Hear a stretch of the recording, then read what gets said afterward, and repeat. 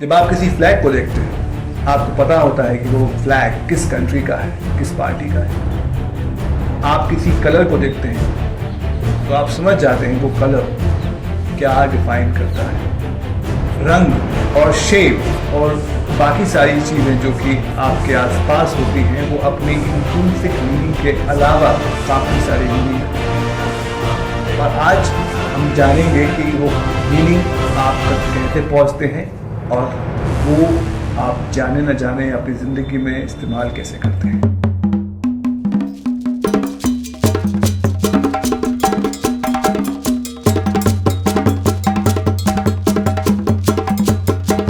सिर्फ इमेज या फिर साइन या फिर झंडा या फिर लोगो, इन सब चीज़ों के द्वारा भी आप किसी को एक कहानी बयान कर सकते हैं, जो कि एक बहुत ही बड़ा स्टोरी टेलिंग का पार्ट है। विजुअल कल्चर एक स्टडी है जहाँ पर हम इन सारे इमेजेस का, इन सारे मोटिव्स का, इन सारे शेप्स का, इन सारे जो चीज़ें हैं जो हमें देखने को मिलती हैं, उनके मीनिंग का मतलब हम समझते हैं। चाहे वो फिल्म का सेट हो या फिर किसी थिएटर का सेट या फिर कोई ऐसा बैकग्राउंड जो कि फोटोग्राफी में यूज़ किया जाता है, या वो कोई भी ऐसे विजुअल मोटिव जो आप साइन की तरह इस्तेमाल करते हैं, या फिर वो सारी चीज़ें जो आर्किटेक्चर में इस्तेमाल होती हैं, वो जो मीनिंग सिग्निफाई करता है वो आपको पहले से पता होता है।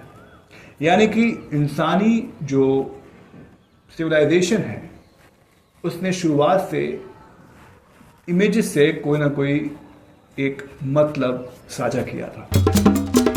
जब भी एक ट्रैफिक लाइट का जो रंग है वो लाल हो जाता है तो आप रुक जाते हैं। आपसे किसी ने कहा नहीं कि आप रुक जाएं, लेकिन कहीं ना कहीं आपको वो पता है कि जब लाल रंग लाइट पर दिखता है तो हमें रुकना होता है। यानी कि यहाँ पर जो रंग है वो आपको कुछ कह रहा है और आपको बिना कुछ कहे रंग के वजह से अपना एक्शन डिफाइन करना पड़ रहा है। जब कोई मीनिंग डायरेक्ट हो तो उसे साइन कहते हैं। एक साइन एक ऐसा विजुअल मार्कर होता है जहाँ पर आपका मीनिंग उससे डायरेक्टली अटैच होता है और उसके अंदर कुछ सोचने की ज़रूरत नहीं होती, जहाँ पर आपको जो करना है उस साइन की वजह से मालूम पड़ जाता है। आपके आसपास काफ़ी सारे साइंस मौजूद होते हैं जहाँ पर आप उस साइन के हिसाब से अपने आप को एक्ट कराते हैं। हर किसी एलिमेंट के लिए कोई ना कोई साइन मौजूद है जो कि आपके सबकॉन्शियस में जाकर एक मीनिंग बना चुका है। We live in a diverse country जहाँ पर काफ़ी सारे डाइवर्स रिलीजन हैं, डाइवर्स फेथ हैं, डाइवर्स सोच रहे हैं और हर सोच अपने आप में एक विजुअल मार्कर रिप्रेजेंट करता है। आप खादी के कपड़े देखकर समझ जाते हैं कि किसी की विचारधारा क्या हो सकती है। अगर किसी ने टोपी पहन रखी है तो उसकी टोपी का अंदाज से आप बता सकते हैं कि वो कौन से धर्म से ताल्लुक़ रखता है। किसी ने अगर भगवा कपड़ा पहन रखा है तो आप उसके साथ उसकी आइडियोलॉजी और उसके धर्म को समझ सकते हैं। ये विजुअल मार्कर होती हैं जो कि किसी आइडेंटिटी को फॉर्म करने की ज़रूरत में शुमार होती है। अगर किसी को अपनी विजुअल आइडेंटिटी बतानी होती है तो वो मार्कर्स का इस्तेमाल करता है। इसी से हम अपने ट्राइब को, अपने समूह को समझते हैं और जान पाते हैं कि कौन अपना है, कौन पराया है, या फिर किसी के बारे में हमें क्या ओपिनियन फॉर्म करनी है। और ये सब कुछ बिना कुछ कहे होता है। इन सब चीज़ों में सबसे कॉम्प्लेक्स जो एलिमेंट होता है वो होता है सिंबल। सिंबल डायरेक्ट मीनिंग नहीं रखता है। सिंबल के साथ जो सबसे इम्पॉर्टेंट बात होती है वो ये होती है कि वो एक एसोसिएटिव होता है, यानी कि उसके साथ कुछ एसोसिएशन पहले से मौजूद होती है। वो हिस्टोरिकल होता है, यानी कि फॉर द लॉन्गेस्ट टाइम किसी कल्चर ने उस साइन को, उस सिंबल को किसी न किसी चीज़ के साथ एसोसिएट किया था। और वो इमोशनल भी होता है, यानी कि उस सिंबल के साथ कोई इमोशन जुड़ा है। जब कोई भी देश आज़ाद होता है तो उसके साथ बहुत सारे सिंबल उसकी आज़ादी के प्रतीक बन जाते हैं। अगर चरखा हमारे देश के अंदर समझा जाए, चरखा हमारे हिस्टोरिकल एक रेलिवेंस रखता है, लेकिन उसके साथ वो हमारी आज़ादी का भी एक सिंबल है। वहीं चांद किसी कल्चर में एक इम्पॉर्टेंट सिग्निफिकेंस रखता है, क्योंकि वो हर फ्लैग में देखा जा सकता है। अगर आप अलग अलग देश को देखें तो हर देश अपने अपने तरह के आर्किटेक्चर के लिए फेमस है। अगर आप ब्रिटेन को देखें, जो बिल्डिंग्स उन्होंने बनाई हैं इंडिया में या अपने देश में, वो अपने कंट्री को रिप्रेजेंट करते हैं।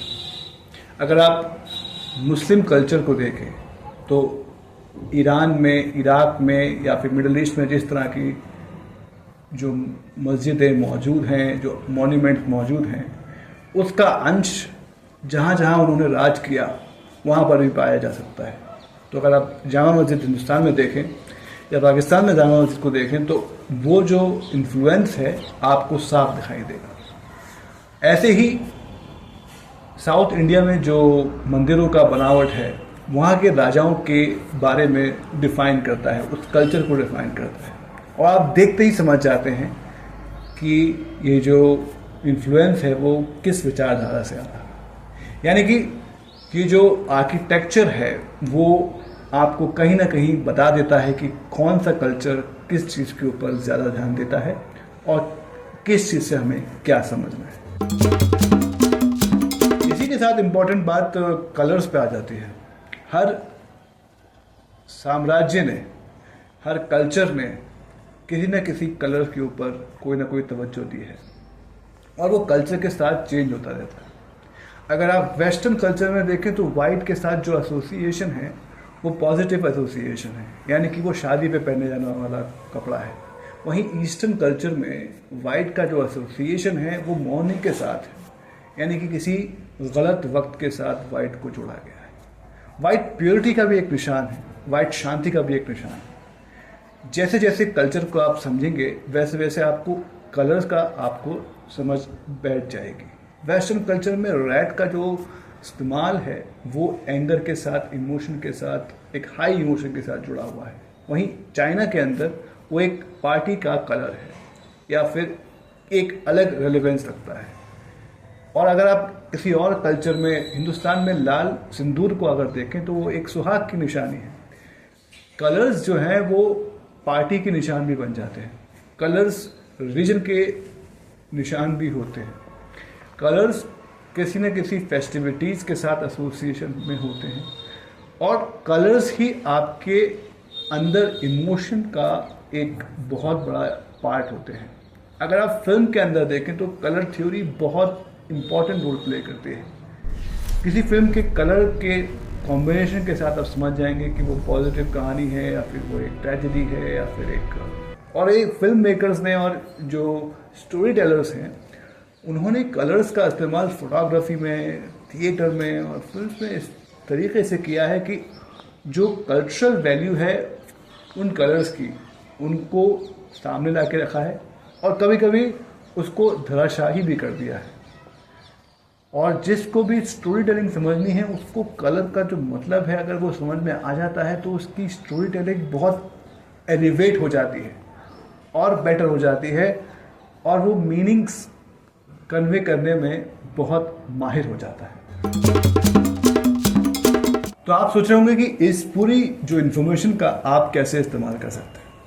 पहले तो आप इस्तेमाल कर सकते हैं अपनी आम जिंदगी में एक अवेयरनेस के लिए कि आप अगर इस पूरे प्रोसेस को समझ जाएं तो आप अपने आसपास जो आपको मीनिंग मेकिंग करने के लिए जो इमेजेस दी जा रही हैं, आपको जो झंडे दिखाए जा रहे हैं, आपको जो रैलीज दिखाई जा रही हैं, आपके साथ जो हो रहा है, B it culturally, B it politically, B it in arts, आप समझ जाएं कि आपके साथ कौन सी चीज़ कब दिखाकर कौन सा मीनिंग बताया जा रहा है।